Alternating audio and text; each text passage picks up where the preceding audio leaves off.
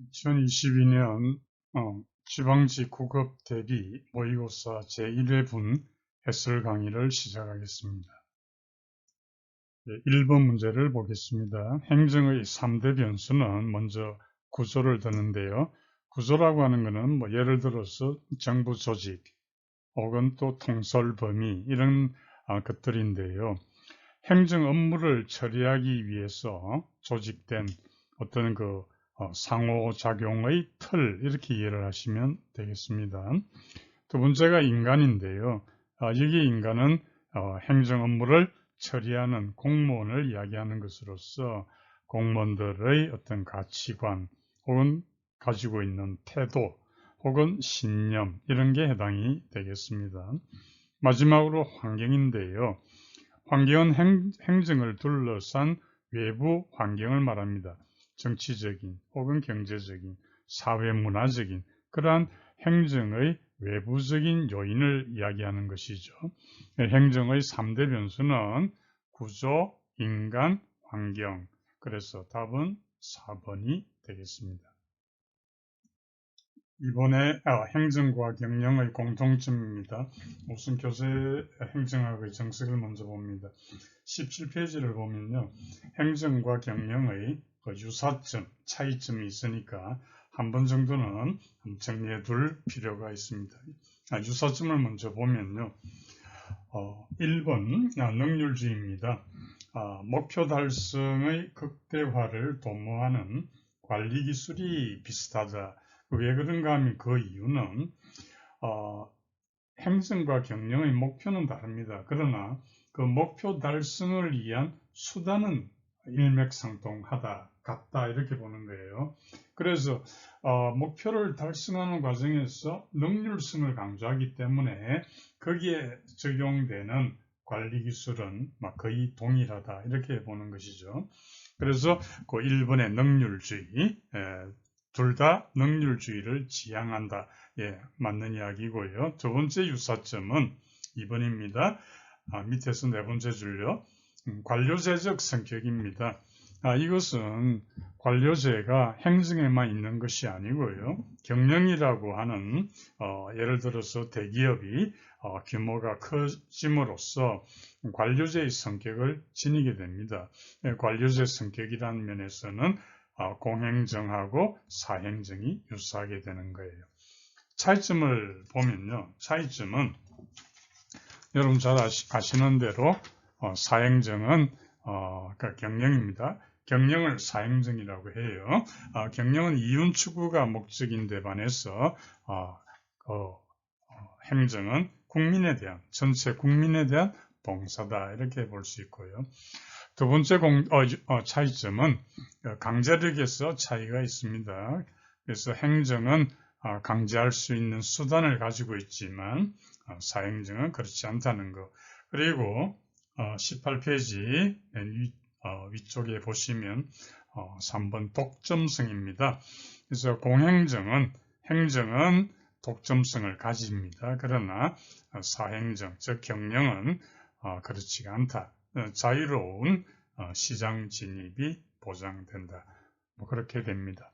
자, 그럼 이번 문제를 보면요. 행정과 경영의 공통점입니다.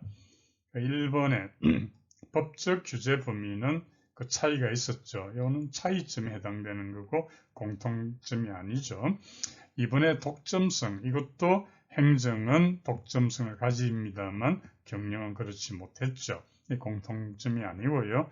3번의 관료제가 비로소 공통점에 해당이 되겠습니다. 경영도 규모가 커짐으로써 관료제의 성격을 가진다. 4번의 평등성입니다.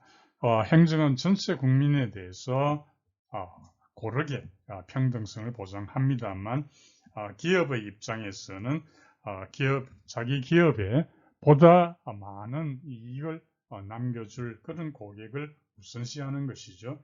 평등성에서 차이가 있습니다. 따라서 이번 문제의 답은 3번 관료제가 되겠습니다. 3번 문제입니다. 행정의 본질입니다. 이건 교재 행정학의 정석 15페이지를 먼저 봅니다. 행정의 개념을 크게 두 가지로 설명하고 있습니다. 15페이지에 첫 번째 보면 광의의 행정하고 협의의 행정으로 구분해서 설명하고요. 두 번째는 거버넌스로서의 행정을 설명합니다. 두 가지 기준을 가지고 여러분 설명하면 됩니다. 우선 광의의 행정을 보면요.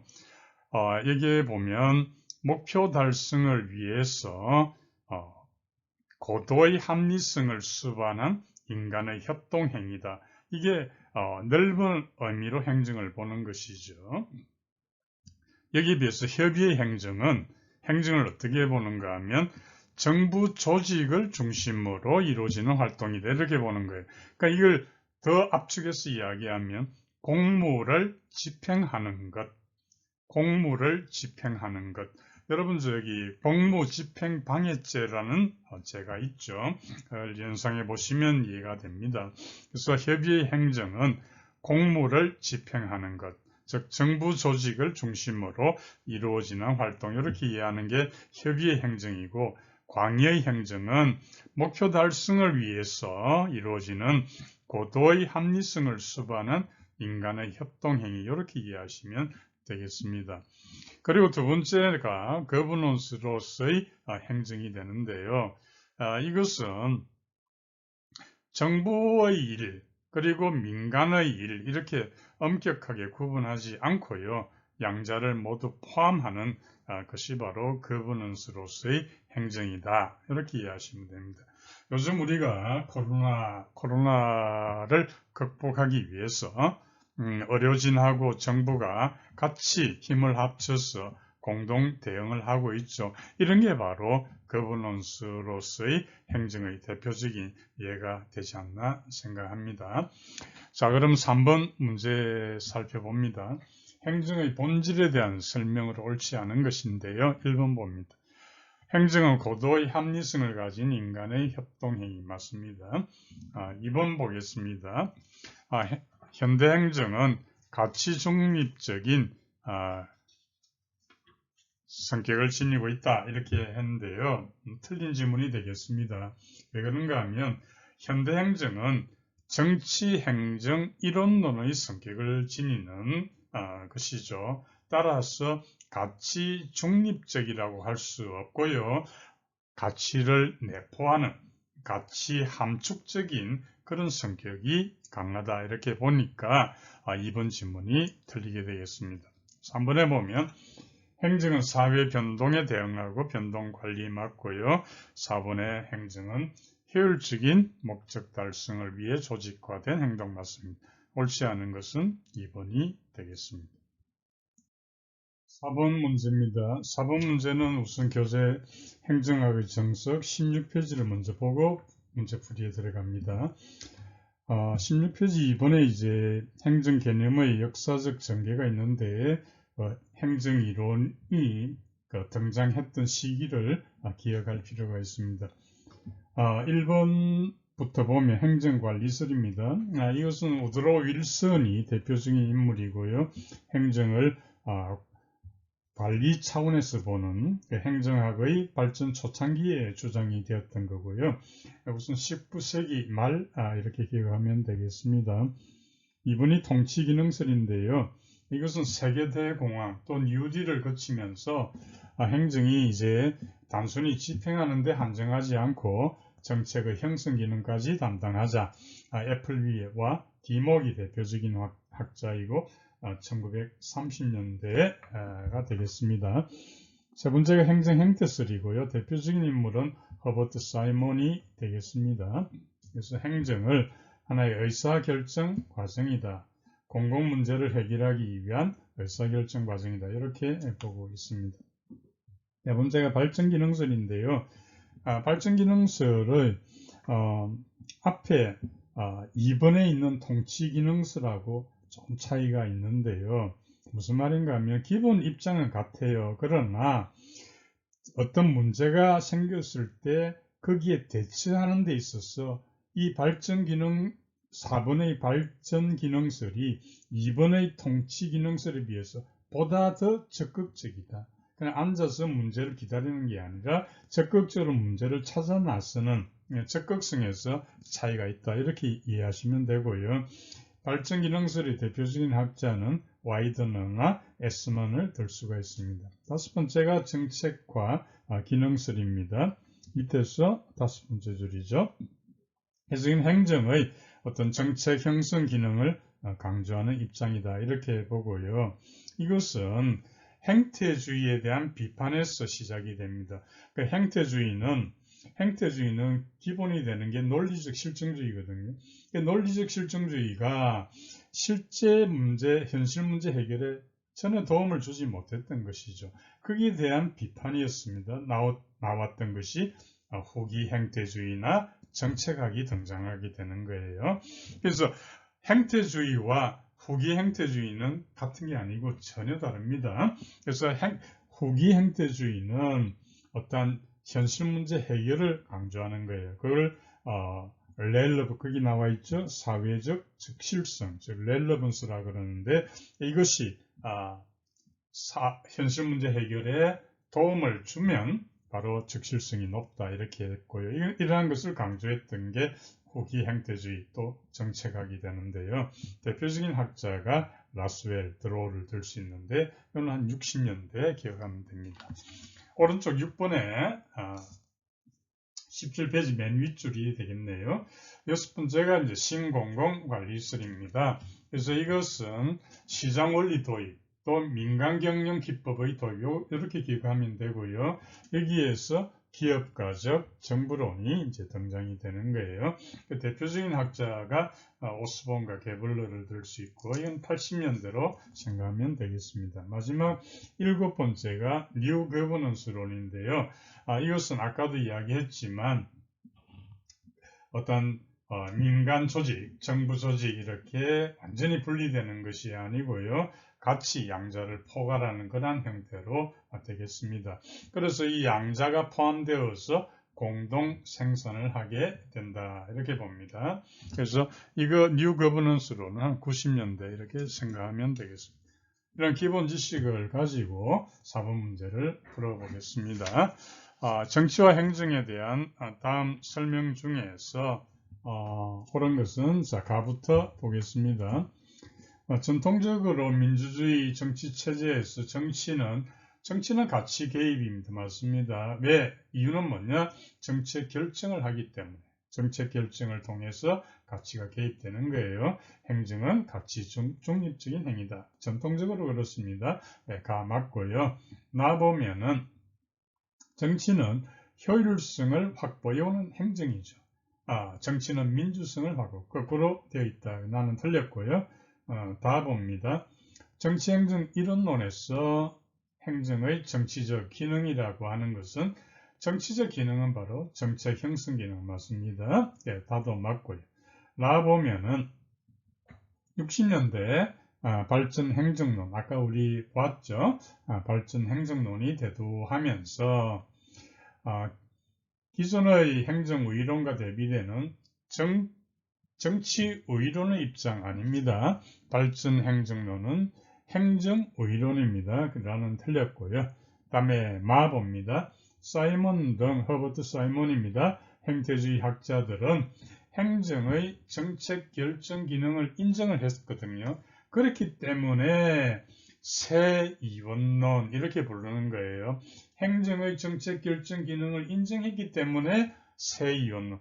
그래서 그 다음 줄에 기존의 이원론이 정치행정 이원론이었고 이 사이먼의 행태주의 학자들의 이론은 새 이원론. 그 차이가 행정의 정책 결정 기능을 인정했다는 점에서 그렇습니다. 따라서 맞는 것은 그리고 가다마 세 개. 답은 3번이 되겠습니다.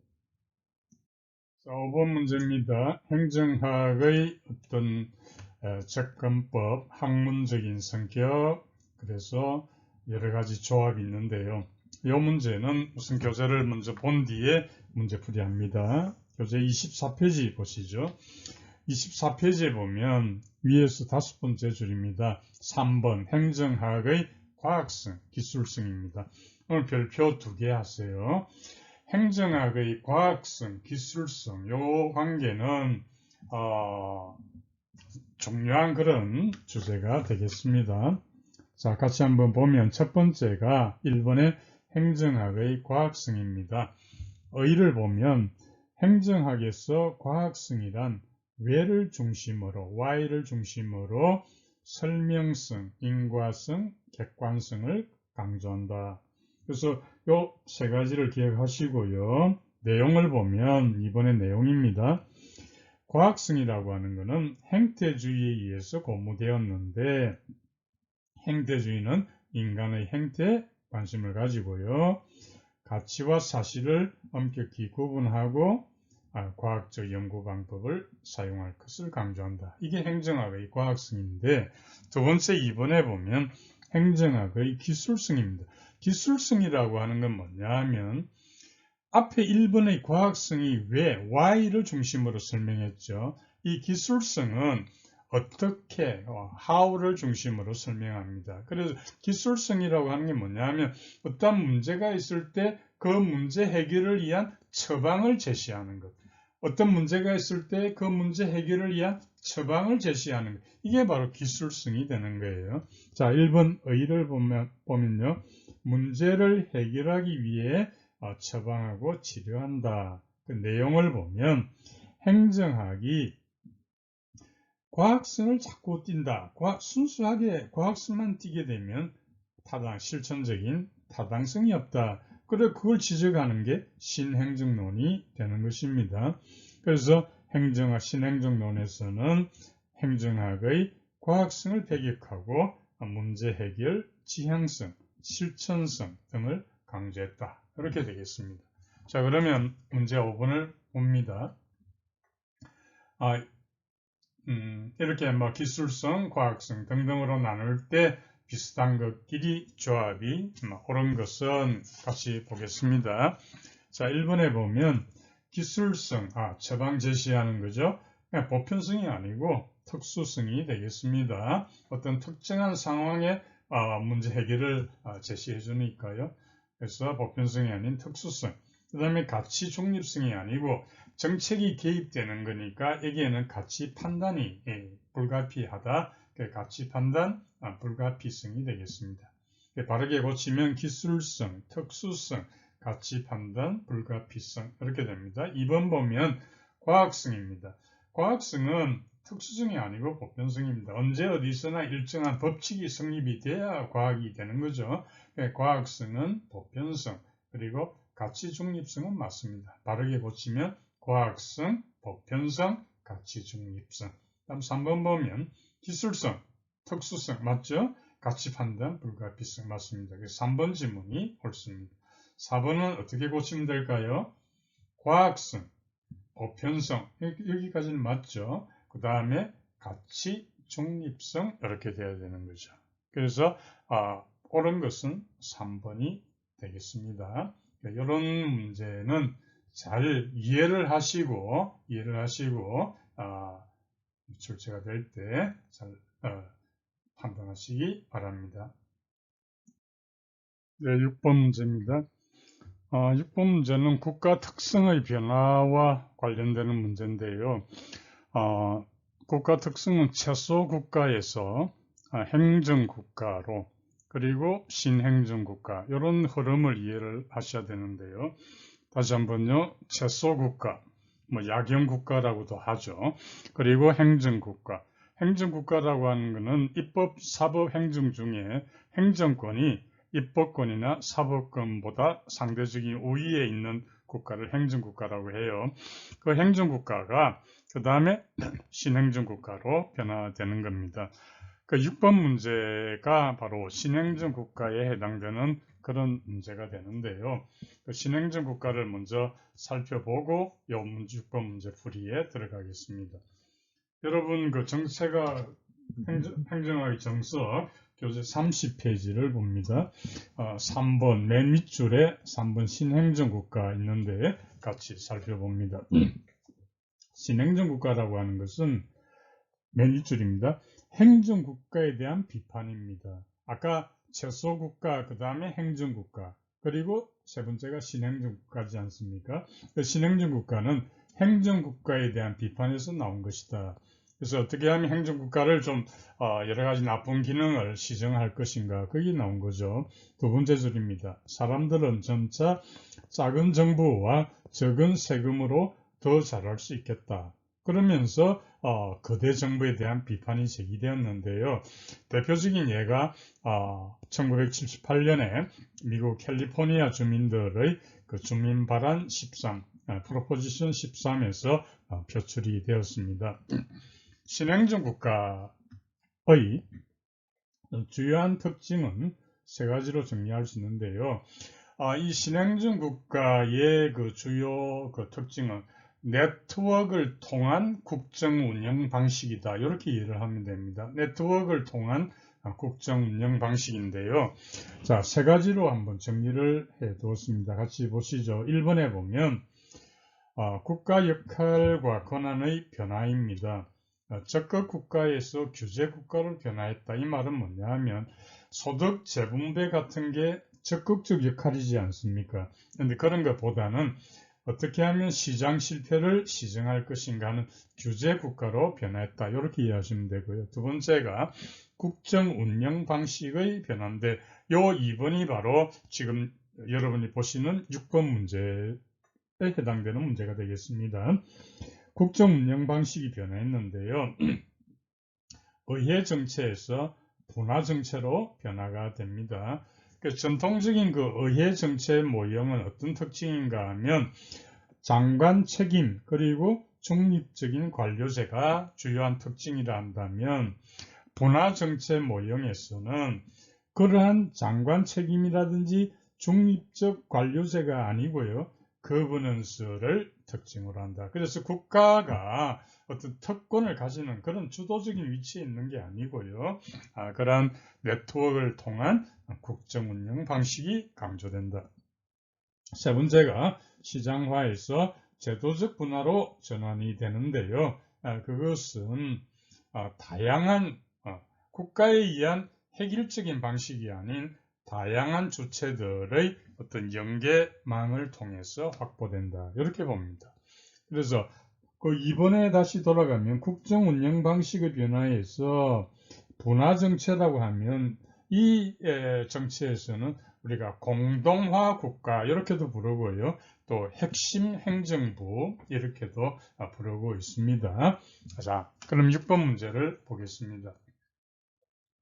전통적인 의회 정체 모형에 대한 대안으로 제기되는 분화된 정체 모형의 특징으로 가장 거리가 먼 것은 있죠. 별표 하나 하시고요. 1번에 보면 정책 연결망 이렇게 네트워크가 구성되죠. 맞고요.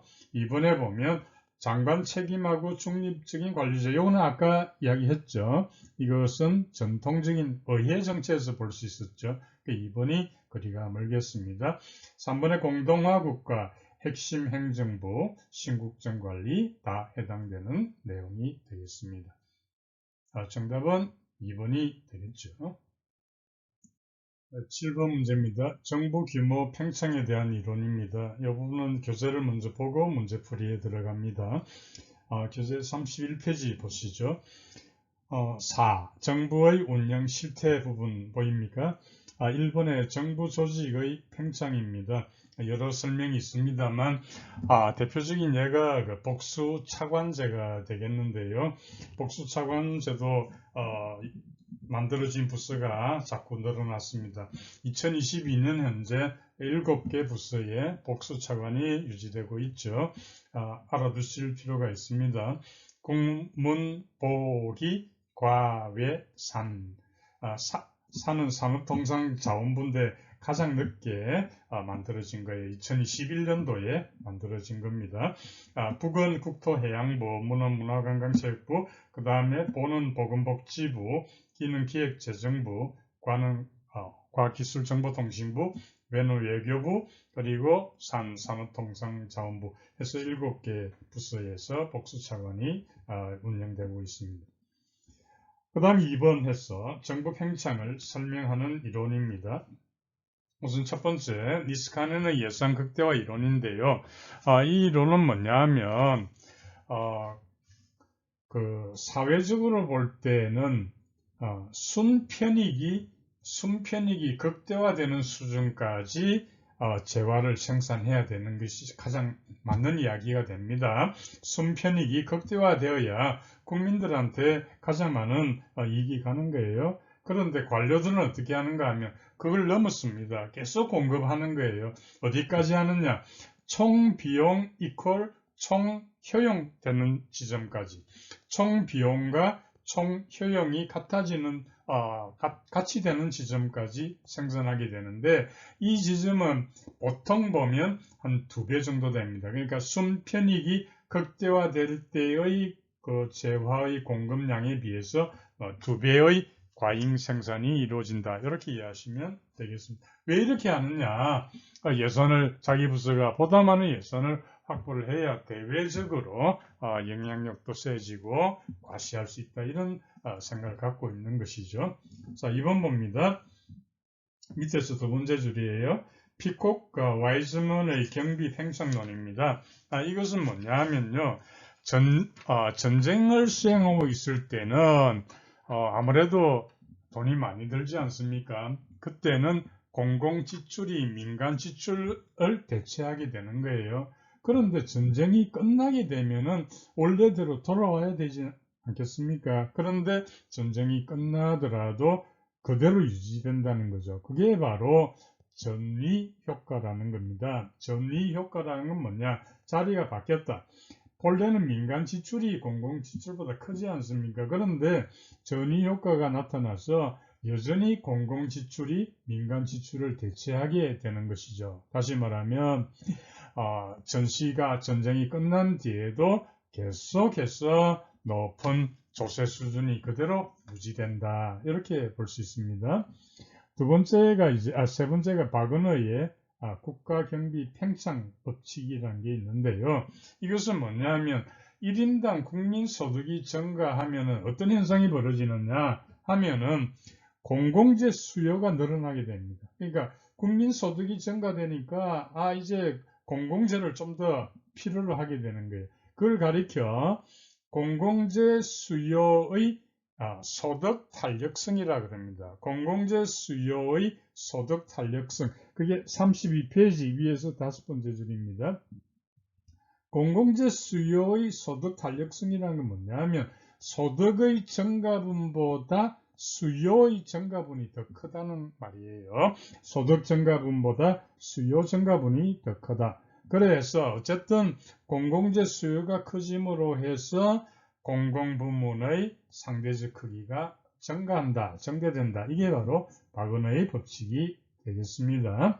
4번에 보면 버멀효과, 버멀병 이렇게도 이야기합니다. 그래서 이건 뭐냐 하면 행정의 노동 집약적인 성격. 제가 몇 번 이야기했습니다만 우리가 기대가 보면 행정을 이제 공사를 하는 이런 경우를 보면 한 2~3사람만 해도 될 일을 8명, 10명도 이렇게 같이 하는, 물론 뭐 사정이 있겠죠. 또 다른 정책 의도도 있겠죠. 그러나 어쨌든 그런 게 바로 행정의 노동 집약적인 성격이고 그게 바로 생산비를 올리게 되는 거죠. 임금이 늘어나니까요.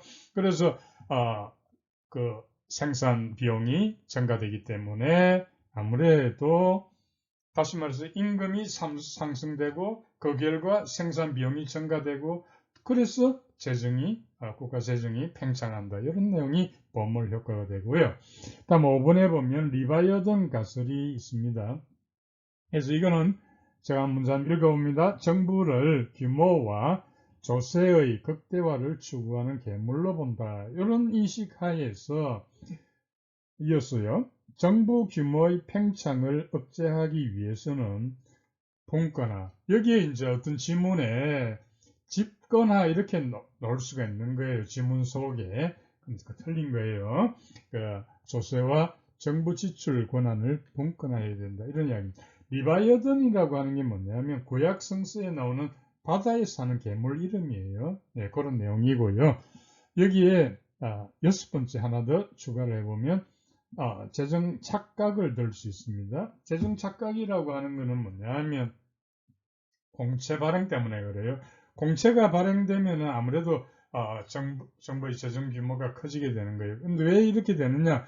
공채 발행은 현재를 사는 사람들한테는 부담이 적거나 거의 없잖아요. 그러니까 이거는 공채를 발행해도 부담은 나중의 미래 세대가 이제 감당하게 되어 있는 것이니까 현재 사는 사람들의 반발이 적으니까 공채 발행이 좀 수월하게 이루어진다. 그러니까 쉽게 국가 재정이 팽창하게 된다. 그게 바로 재정 착각이라고 표현합니다. 이해되시죠? 자, 그러면 7번 문제를 보겠습니다. 7번에 보면 옳은 것을 골라보겠습니다. 기억해 보면 전이효과, 사회 혼란기 또는 뭐 전쟁을 수행할 때 공공지출이 상향 조정되며 민간 지출이 공공지출을 대체 아닙니다. 공공지출이 민간지출을 대체한다. 이렇게 돼야 되죠. 기억은 틀렸고요. 니은의 박은호 법칙입니다. 1인당 국민소득이 증가할 때 공공부문의 상대적 크기가 증대된다. 그랬죠. 그거는 왜냐? 1인당 국민소득이 증가할 때 공공재 수요의 소득 탄력성 때문에 그렇다. 제가 앞에서 설명드렸죠. 니은은 맞고요. 디귿 보면 예산 극대화 가설입니다. 관료들이 권력의 극대화를 위해서 자기 부서의 예산 극대화를 추구합니다. 그래서 제가 설명드렸죠. 국민 전체를 봐서 가장 좋은 것은 총편익이 최대가 되는 지점까지 재화를 생산해야 되는데 이 관료들은 총효용 이꼴 총비용 그 지점까지 생산하게 되니까 그게 2배의 과잉 생산이 이루어진다. 그런 내용이 되겠습니다. 이것도 맞고요. 리얼 보면 파킨슨 법칙입니다. 공무원의 수가 일정 비율로 증가한다. 업무량과 관계없이요 증가한다. 맞습니다. 영국의 해군성을 관찰한 결과였죠. 해군 함정 숫자는 줄어드는데 거기를 관리하는 인원들은 오히려 더 늘어나니까요. 그걸 지적한 것이 되겠습니다. 그 다음 미음 보면 버멀 효과입니다. 아까 두 사람, 세 사람 일하는 걸 8명, 10명에서 임금이 올라간다 그랬잖아요. 그죠? 그래서 임금이 상승되니까 생산비가 늘어난다. 근데 지문에 보면 생산 비용이 상대적으로 빨리 틀렸습니다. 상승되는 거죠. 그죠? 그래서 정부 지출이 증가하는 현상. 미음은 틀렸고요. 맞는 것은 니은, 디귿, 리얼. 답은 3번이 되겠고, 다시 한번 이야기합니다만, 정부 규모 팽창에 대한 이론은 별표 3개를 하시고, 교재 내용을 잘 익혀서 실수 없도록 해주시기 바랍니다. 8번 문제처럼 이런 형식으로 출제될 수도 있습니다. 가를 보면은 1인당 국민소득이 증가할 때 어떻게 된다 그랬죠? 공공재에 대한 수요가 증가한다. 그게 바로 공공부문의 상대적 크기가 증대되는 쪽으로 나간다. 이런 말씀드렸죠. 가는 박은호 법칙이 되겠고, 나에 보면은 권력의 극대화를 위해서 2배의 과잉 생산을 한다. 그런 이야기 했습니다. 그게 바로 니스카넨의 예산 극대화 가설입니다. 답은 1번이 되겠죠. 9번 문제입니다. 9번 문제 같은 것은 지문을 집중해서 지문을 읽어야 합니다. 자, 9번 문제 보겠습니다. 행정에 대한 개념으로 올바르지 않은 것 1번 봅니다. 넓은 의미의 행정, 그렇죠? 광의의 행정, 협동적인 인간 노력의 형태다. 그래서 대규모 조직에서 나타난다. 맞고요. 이번에 보면 최근 행정의 개념에는 거버넌스를 강조한다. 맞고요. 3번에 보면 좁은 의미의 행정, 이 협의의 행정은 행정부, 정부 안에서의 그런 활동을 이야기한다. 맞고요. 4번은 틀렸는데 왜 틀렸을까요? 4번 행정이라고 하는 게 정치적 환경 속에서 이루어지는 거 아닙니까? 따라서 정치적 지지를 얻어야 되는 거예요, 행정은. 그러니까 정치적 지지를 얻어야 하는데 따라서 그거는 뭡니까? 행정은 정치로부터 분리될 수는 없는 거예요. 그죠? 그러면 4번에 행정은 정치 과정과는 분리된 활동. 이러면 틀린 지문이 되는 거예요. 물론 뒤에 보면은 공공 서비스 생산, 공급, 분배에 관련된 활동이 다 맞는 내용이에요. 이것만 보고 판단하면 안 되고 정치 과정과는 분리된 이 부분이 틀렸기 때문에 4번 지문이 올바르지 않다 이렇게 되는 거예요. 답은 4번이 되겠습니다. 10번 문제입니다. 정부 기능이 축소되었다는 입장입니다. 지문에 보면 1, 2, 3, 4 중에서 2번을 먼저 보면 피콧과 와이즈맨의 전이 효과, 이건 팽창에 관련되는 거다. 그렇죠? 3번의 보멀의 병, 팽창에 관련되는 거다. 4번 보면 니스카넨의 예상 극대와 마찬가지로 팽창이다. 따라서 2번, 3번, 4번을 제외한 1번이 답이다. 이렇게 이제 답을 택해도 좋고요. 갤브레스의 의존 효과 내용을 말고 답을 해도 좋겠습니다. 이 갤브레스는 이런 이야기를 하고 있습니다. 민간재, 공공재가 있다면 민간재의 경우에는 소비를 촉진시키는 광고를 하지 않습니까? 그죠? 그런데 공공재의 경우에는 소비를 촉진시키는 광고를 하지 않기 때문에 과잉 소비를 유발하지 않는다. 이렇게 보는 거예요. 거기에서 이제 의존 효과를 제시하는데요. 의존 효과라고 하는 건 뭐냐면 인간에게는 생리적인 욕구도 있고 심리적인 욕구도 있는데요. 생리적인 욕구가 아닌 심리적인 욕구는 과시적인 어떤 소비를 조장하는 그런 광고에 의존한다는 겁니다. 그래서 의존 효과라는 말이 나오는 거예요. 다시 한번 정리하면 인간이 가지는 심리적인 욕구, 생리적 욕구가 아닌 그 심리적 욕구는 과시적 소비를 조장하는 광고, 여기에 의존하게 된다. 이게 이제 갤브레스의 의존 효과입니다. 그런데 이 공공재는 민간재하고는 달리 소비를 촉진시키는 광고가 없기 때문에 과잉 소비를 유발하지 않는다. 이런 그 맥락에서 이해를 하면 되겠습니다. 답은 1번입니다. 체계적인 학습을 좀 부탁을 드리고요. 다음 시간에는 행정학 모의고사 제2의 해설 강의로 이어지겠습니다.